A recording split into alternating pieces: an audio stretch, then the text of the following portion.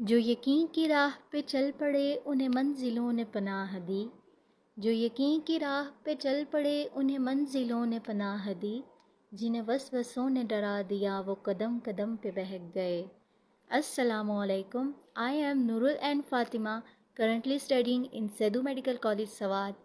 MD CAT theology के platform से I warmly welcome you all in MD CAT 2023 last month guidelines session.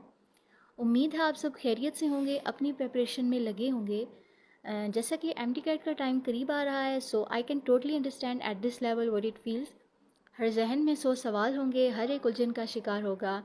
So may be and इंशाल्लाह this therapeutic session would help you in your last month journey. Before proceeding और Q&A session, एक बार फिर MT cat theology की तरफ से आप सबको खुश आमदीद और ढेर सारी दुआएं। So, first question is stress management. Okay, so ये जो स्ट्रेस मैनेजमेंट होता है ना, ये किसी भी स्टूडेंट के इस जर्नी में या तो उसको बहुत आगे लेके जाता है या उसको बहुत ज़्यादा पीछे लेके चला जाता है। आई कैन अंडरस्टैंड कि इस लेवल पे एंग्जाइटी स्ट्रेस बहुत पीक पे होती है। So let me clear you one thing कि अल्लाह ताला कुरान पाक में इरशाद फरमाते हैं कि व अलैहिस्सलिल इंसानी इल्ला मासा, कि इंसान के लिए वही है जिसके लिए वो कोशिश करता है। So whatever you are doing, just remember one thing, reward is none of your business, reward is none of your concern. आपके हाथ में अल्लाह ने सिर्फ कोशिश रखी है, ठीक है। रिज़ल्ट अल्लाह ने खुद तक रखे हैं। तो जब अल्लाह ने इंसान को ये अथॉरिटी दी ही नहीं, तो हम इस उलझन में क्यों पड़ें कि आगे क्या होने वाला है। देखिए, आपका फ्यूचर क्या होगा ये आप तय नहीं कर सकते कि आप आगे क्या बनेंगे, आप क्या हैं क्या, ठीक है। लेकिन आपका कैसा होगा ये आप ज़रूर तय कर सकते हैं, वो आपके हाथ में होता है। वो है मेहनत, ठीक है। वो कभी रायगा नहीं जाती आपके ना, मतलब ये जो रिज़ल्ट्स हैं ना वो बदल सकता है, टाइम बदल सकता है, ठीक है। मतलब हो सकता है कि अगर आप जिस चीज़ के लिए मेहनत कर रहे हो वो एग्जैक्ट चीज़ आपको ना मिले, लेकिन अल्लाह ताला उसके अल्टरनेटिव में आपको ऐसी चीज़ ज़िंदगी में अता करें कि आप, मतलब ना, आपके लिए वो सेटिस्फैक्ट्री हो। तो ऐसा है कि आई नो कि इस लेवल पे एंग्जाइटी बहुत ज़्यादा पीक भी होती है। So as all of you are near to test with your, so your last month is specially for your stress management so that you may perform well in your test. देखें, मैं आपको बता दूं कि अगर आप 100 की क्लास में बैठे हैं ना, तो उन 100 में से 100 स्टूडेंट्स का एडमिशन नहीं हो जाता। देखें, काबिल सब होते हैं पर जीत हर किसी की नहीं होती। जीतने वाले वो होते हैं जो इस आखिरी महीने में अपने आप में होने वाले जो स्ट्रेस टेंशन, ठीक है, उसको कम करते हैं। आपने अपनी तैयारी के साथ साथ आपने इस चीज़ का ख्याल रखना है कि आप, मतलब, स्ट्रेस भी मैनेज कर रहे हैं। वो इस तरह से कि अगर आप जो तैयारी कर रहे हैं ना, आपको उस पर कॉन्फिडेंस होना चाहिए कि जो आप कर रहे हैं वो अच्छा कर रहे हैं। मैं आपको बताऊं, बहुत सारे स्टूडेंट जो है ना वो बहुत पीछे रह जाते हैं, और उसकी सिर्फ और सिर्फ वजह ये होती है कि वो अननेसेसरी थॉट्स में लग जाते हैं। उनका माइंड, मतलब 24/7 उनका माइंड यही सोचता रहता है कि यार हम तैयारी ठीक कर भी रहे हैं या नहीं, हमारा एडमिशन होगा भी या नहीं होगा, मतलब हम वो चीज़ पढ़ भी नहीं या नहीं जो एग्ज़ाम में आ रही है। लेकिन डिसाइडर आप नहीं हैं, डिसाइडर अल्लाह है, ठीक है। सो प्रिपरेशन और टेंशन जो होती है ना, ये एक दूसरे के इन्वर्सली रिलेटेड है। अगर आप जितना ज़्यादा आप टेंशन लेंगे ना, उतनी आपकी प्रिपरेशन कम होगी। अगर आप 10 घंटे बुक्स लेके बैठे रहेंगे ना, तो आप उसमें उतना ही कर पाएंगे जितना आप 4 घंटों में करते हैं, अगर आप टेंशन के साथ करते हैं। लेकिन उतना ही अगर आप अपने टाइम को प्रोडक्टिव बनाते हैं कि आपके दिमाग में मतलब इधर उधर के ख्याल नहीं आ रहे, आप सिर्फ और सिर्फ अपनी प्रिपरेशन के बारे में सोच रहे हैं, तो फिर आप बहुत हद तक अपनी जो है ना, अपने स्ट्रेस को भी कम कर देते हैं, ठीक है। फिर आपको जो, मतलब जो एक साइड से स्ट्रेस हो रहा होता है ना, क्या होगा नहीं होगा, तो आप जब इस चीज़ को कम कर देते हैं ना, तो फिर आपका सारा फोकस आपकी प्रिपरेशन पे होता है। तो बच्चों, आप जितना ज़्यादा रिलैक्स होकर पढ़ेंगे उतना ही आपके लिए बेनिफिशियल होगा, क्योंकि अल्लाह ने आपके हाथ में सिर्फ कोशिश रखी है, ठीक है। आप अपना काम करें, वो अपना काम करेगा। अगर अल्लाह ने उस चीज़ को आपका मुकद्दर लिखा हुआ, तो वो आपके पास आपकी मेहनत के नतीजे में ज़रूर आपके पास आएगा। सो ये एक महीना जो आपके पास बचा है, इसे सिर्फ और सिर्फ कंसंट्रेशन के साथ अपनी प्रिपरेशन पे फोकस करें, विदाउट एनी।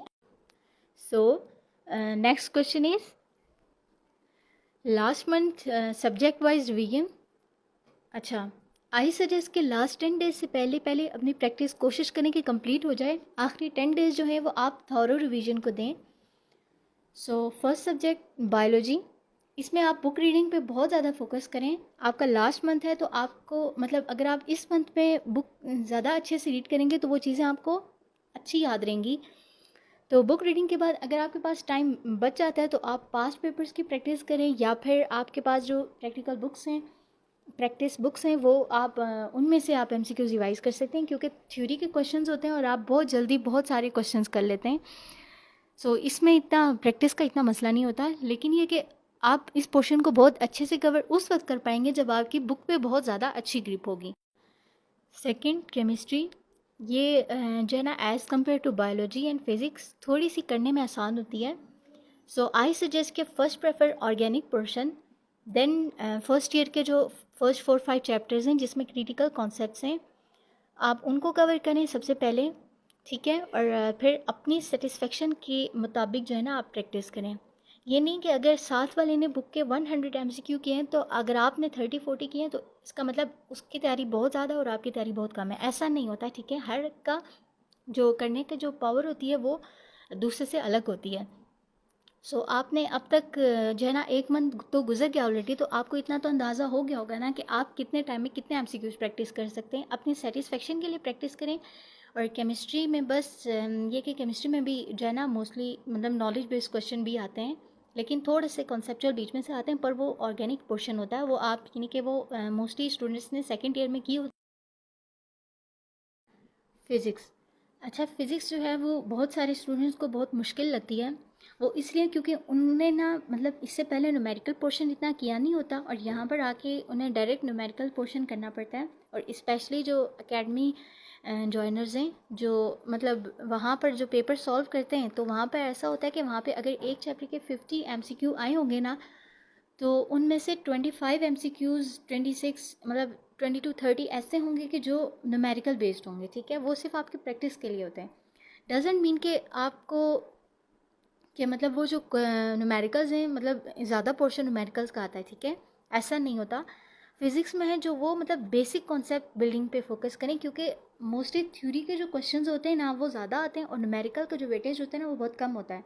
तो स्टूडेंट्स के जो बेसिक कॉन्सेप्ट्स होते हैं ना जो थ्योरी के, वो स्टूडेंट वहाँ पे जो है ना मार खा जाता है, ठीक है। न्यूमेरिकल पोर्शन उसका हो जाता है। न्यूमेरिकल पोर्शन मोस्टली पेपर में ऐसा आता है कि आप मतलब अगर आपके पेपर में 5 या 6 न्यूमेरिकल्स आए होंगे ना, तो 3 ऐसे होंगे जो आप मतलब बिल्कुल इजी होते हैं, तो बीच में से मुश्किल होते हैं, ठीक है। तो एक न्यूमेरिकल्स की वजह से अपने बेसिक कॉन्सेप्ट्स पे जो है ना आप कंप्रोमाइज़ ना करें, ठीक है। अपने कॉन्सेप्ट्स बिल्ड करें। वो ऐसा होता है कि जो आपकी प्रेप बुक्स हैं आप उनको ज़रूर पढ़ें। फिज़िक्स के लिए प्रेप बुक्स में मोस्टली बहुत अच्छे से लिखा होता है, तो मैंने तो वहीं से किया था, ठीक है। तो आई विल सजेस्ट कि बेसिक कॉन्सेप्ट पे फोकस करें, न्यूमेरिकल भी करें, मगर साथ साथ ही ना थ्योरी के क्वेश्चंस की भी प्रैक्टिस करें, क्योंकि डिडक्शन मोस्ट स्टूडेंट्स की जो डिडक्शन होती है ना वो वहीं से होती है। आपने पेपर में भी नोटिस किया होगा कि बहुत इजी इजी थ्योरी के क्वेश्चन आप गलत कर देते हैं। वो इस वजह से कि आपने प्रैक्टिस ज़्यादा न्यूमेरिकल्स की होती है। मतलब अगर कल आपको एक चैप्टर के टेस्ट मिला हुआ है तो आप ज़्यादा न्यूमेरिकल्स करते रहेंगे बैठ के, और आप मतलब पेपर को चैप्टर को पढ़ेंगे कम। तो नहीं, पहले आप पढ़ें ज़्यादा, ठीक है। तो प्रैक्टिस करते वक्त आप टाइम रखें कि अगर मेरे पास 1 घंटा प्रैक्टिस का है तो हाफ एन आवर मैंने न्यूमेरिकल्स करने और हाफ एन आवर मैंने थ्योरी के क्वेश्चन करने हैं। आप थ्योरी के क्वेश्चन को इग्नोर मत करें फिज़िक्स में, क्योंकि हमारे पेपर में लास्ट टाइम पे 56 में से मतलब 2 या 3 हार्डली न्यूमेरिकल्स आए होंगे, 3 या 4, वो भी मुझे याद नहीं है, लेकिन ये कि 3 या 4 हार्डली न्यूमेरिकल्स आएंगे, बाकी सब थ्योरी के क्वेश्चन थे और बाकी सब बेसिक कॉन्सेप्ट के question. English and logical reasoning. ऐसी है बीएमयू में जो इंग्लिश का लास्ट टाइम पोर्शन था वो इतना टफ नहीं था। मतलब वोकैब ज़्यादा अच्छे से करें, क्योंकि वोकैब के वर्ड्स काफ़ी सारे आए हुए थे और बेसिक इंग्लिश थी। अलबत्ता आपने जो है ना इंग्लिश को फिर भी लाइट नहीं लेना, और जो रूल्स एंड रेगुलेशंस वगैरह के क्वेश्चंस होते हैं आप उनकी प्रैक्टिस करें। 30 to 40 बस मतलब अगर एक चैप्टर के अगर आप करते हैं, जैसे फर्स्ट एग्रीमेंट मिस्टेक्स है, तो अगर आप उसके 30 to 40 करते हैं तो वो भी इनफ होंगे। या जैसे आप अकेडमी का भी टेस्ट देते हैं तो उसमें भी मोस्टली मतलब आपकी प्रैक्टिस कवर हो जाती है।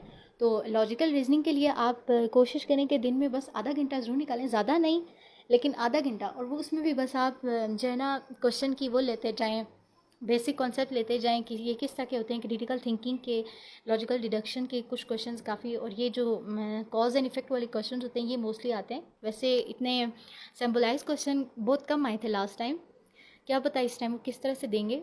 लेकिन ये कि बस आप थोड़ा सा मतलब टाइम निकाल लें दिन में, उसके लिए इतना कोई करने की ज़रूरत नहीं है। मोस्टली ये है ना कि स्टूडेंट्स जो है ना एकेडमी में जाके जो भी इवन जो फ्रेशर्स हैं, ठीक है, वो मतलब ये सोचते हैं कि लॉजिकल रीजनिंग को बहुत ज़्यादा मुश्किल लग रहा होता है, तो उसको मतलब इतना ज़्यादा मुश्किल ना लें, ठीक है। बाकी सब्जेक्ट मुश्किल हैं, लॉजिकल रीजनिंग इतनी मुश्किल नहीं है, तो उसको बस आप आधा घंटा दें, तो आई थिंक दैट इज़। अच्छा, लास्ट 10 डेज अपनी थॉरो रिवीजन के लिए ज़रूर निकालें। I did the same thing. So आपने ये करना है कि आपने सिर्फ़ और सिर्फ बस रीडिंग करनी है और अपनी जो है ना थॉरो रिवीजन करनी है। इस दौरान आपने प्रैक्टिस एमसीक्यूज़ की प्रैक्टिस अवॉइड करना है, ठीक है। आपने वो क्वेश्चन नहीं करना। लास्ट टाइम पे मेरे कुछ कोलीग्स थे, ठीक है, उन्होंने वो मुझसे मतलब जब मैसेज करके पूछते थे ना कि आप कि प्रैक्टिस कर रही हो साथ या नहीं, तो मैं कहती थी कि मैं नहीं करी, तो वो लोग कहते थे कि हम लोगों ने अभी मतलब मुझे ये चैप्टर नहीं आता था, मैंने इस क्वेश्चन को किया, मैंने इसकी प्रैक्टिस की, ठीक है, फिर मुझे टेंशन हो रही है आपकी यार ये मुझसे क्वेश्चन हो ही नहीं रहे। तो ऐसा होता है कि आपको ना अपनी तैयारी पे जो आप का ना जो कॉन्फिडेंस होता है वो कम होना शुरू हो जाता है कि यार मुझे तो कुछ आता ही नहीं है। तो लास्ट 10 डेज आपने एमसीक्यूज़ को बहुत ज़्यादा अवॉइड करने हैं। हाँ, 3-4 एफएलपीज आप ज़रूर करें, मतलब 2 तो ज़रूर ही करें, कि आपको इससे क्या होता है कि आपको टाइम मैनेजमेंट का पता चलता है। लेकिन आप मतलब जैसे चैप्टर वाइज प्रैक्टिस एमसीक्यूज़ होते हैं ना, तो आप उस तरह ना करें, ठीक है। अपने माइंड को बहुत रिलैक्स रखें, बिल्कुल ईजी वे में लेके चलें। आखिरी 10 डेज़ स्पेशली आप जो है ना बिल्कुल नॉर्मल होकर तैयारी करें, क्योंकि इन सब का ताल्लुक होता है आपके ब्रेन से, आपके माइंड से, ठीक है। वो जितना ज़्यादा रिलैक्स होगा ना, उतना ही आप अच्छे से चीज़ों को अपने अंदर एब्जॉर्व कर पाएंगे। और फिर अगर आपके ये 10 दिन अच्छे से गुजर जाएंगे, फिर आपका एग्ज़ाम डे भी अच्छे से गुजर जाएगा विदाउट एनी स्ट्रेस, ठीक है। तो अपने माइंड को। Okay, next question, paper day and anxiety control. अच्छा, now on the day of your exam, stress और एग्जाइटी जो है ना वो आपकी तैयारी पे डिपेंड करता है। मैंने आपको जैसे पहले कहा ना कि अगर आपके जो लास्ट 10 डेज है ना वो अगर आपके स्मूथली गुजर जाते हैं, तो आपका एग्ज़ाम डे भी स्मूथली गुजर जाएगा, क्योंकि आपने उन लास्ट 10 डेज में इस चीज़ की प्रैक्टिस की होगी कि आपने अपने जो नेक्स्ट डे जो आपका एग्ज़ाम डे है आपने उसको कैसे मैनेज करना है। और आपकी जो क्या कहते हैं उसे एंग्जाइटी कंट्रोल है ना, वो आपका उस कॉन्फिडेंस पर डिपेंड करता है जिसके साथ आपने उस दिन का आगाज़ किया है।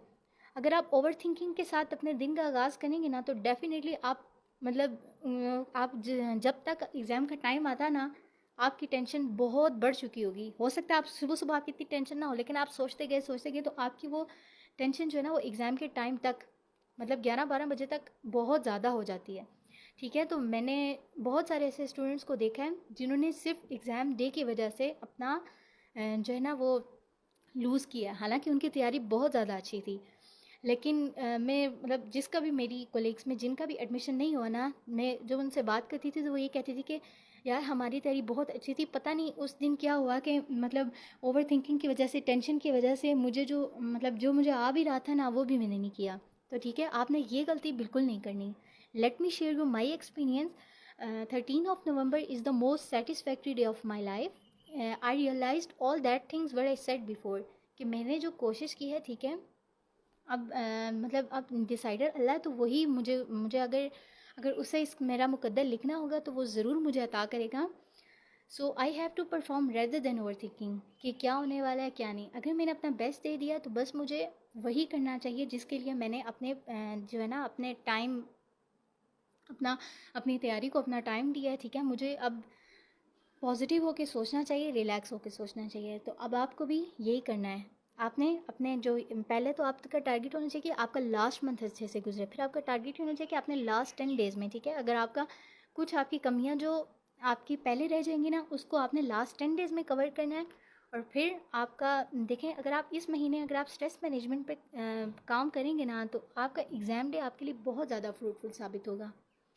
तो समझ आ रही है ना आप सबको कि जो है ना अपनी तैयारी पर ज़्यादा से ज़्यादा कॉन्फिडेंस। Okay, next question. अच्छा, प्रोडक्टिव 2 आवर्स ऑफ एग्ज़ाम। अच्छा, देखिए ये जो है ना, ये जो पॉइंट है लास्ट की प्रोडक्टिव 2 आवर्स ऑफ एग्ज़ाम, ये जो आप चेन अब तक जो आप चेन बनाते आ रहे हैं ना, ये उसका लास्ट पार्ट है। देखिए अगर आपका ये जो लास्ट मंथ है, ठीक है, ये आप अच्छे से मैनेज करते हैं, फिर आप अपने लास्ट 10 डेज़ की रिवीजन अच्छे से मैनेज करते हैं, उसके बाद आप एग्ज़ाम डे का स्टार्ट अच्छे से मैनेज करते हैं, तो वो जो एग्ज़ाम के जो 2-3 घंटे हैं ना, वो आपके डेफिनेटली प्रोडक्टिव होंगे। जब आप एग्जामिनेशन हॉल में एंटर हों तो डर और खौफ को ना बाहर छोड़ के जाएं, बाकी लोगों से गपशप लगाएं, जब पेपर सामने आए तो बिस्मिल्लाह से स्टार्ट करें। और देखें, फ्रूटफुल पेपर देने का बेस्ट तरीका ये है कि जो आपको पहले क्वेश्चंस आते हैं ना, आप वो करें। जो आपको कंफ्यूजिंग लग रहे हैं ना, उन्हें छोड़ दें, बिल्कुल साइड पर रख दें और रिलैक्स रहें। राउंड 1 में आप वो क्वेश्चन करें जो आपको आते हैं, जो आपको 100% आते हैं। अब राउंड 2 में आप वो करें जिसमें आपकी थोड़ी सी कन्फ्यूजन कम है, मतलब ये कि आपके पास ज़्यादा क्लूज नहीं, कन्फ्यूजन आपके पास थोड़ी सी कम है, फिर आप वो करें और राउंड 3 में आप बाकी करें। Now I am sharing my experience. So for me those 3 hours were so relaxing, क्योंकि देखें पहले राउंड में जो मुझे आता था वो मैंने किया ना, लेकिन जो मुझे नहीं आता था मैंने उसकी टेंशन नहीं ली। बहुत सारे स्टूडेंट्स तो मतलब करते जाते हैं, और जो क्वेश्चन उनको नहीं आ रहे होते ना, जब वो लोग अगला क्वेश्चन कर रहे होते तो उनका दिमाग में पिछला क्वेश्चन ही चल रहा होता है कि उसका क्या था, वो मुझे क्यों नहीं आ रहा। इसी तरह करते करते आप ना मतलब आपकी अगली परफॉर्मेंस कम होती जाती है।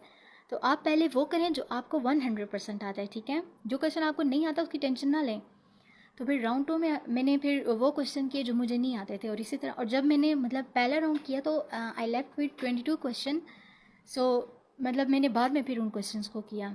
सो ठीक है बच्चों, रिलैक्स रहें, माइंड से रिलैक्स रहें, और ये कि अपनी बस जो है ना, पेपर जब सामने आए तो उसको मतलब अपने डर और खौफ से ना करें, सिर्फ रिलैक्स होकर करें, और बस ये सोच के करें कि जो आप पहले जो आप पढ़ते रहे ना, जो जिस तरह से आप पहले पेपर्स देते रहें, क्योंकि एकेडमिक्स में तो आपने बहुत सारे टेस्ट दिए होंगे, तो आप एक नॉर्मल टेस्ट की तरह लें, और ज़िंदगी में ना इससे भी बड़े बड़े इम्तहान आएंगे। देखें ये कुछ भी नहीं है, तो अपने आप को ओवर थिंकिंग से बचाएं, और मेंटली बाकी बच्चों मुश्किल कुछ भी नहीं होता। देखें अगर आप एक कॉम्पिटिटिव एग्ज़ाम के लिए खड़े हुए ना, और आपने रिस्क लिया और आप इनकरेज्ड हैं, तो ये आपकी सबसे पहली कामयाबी है।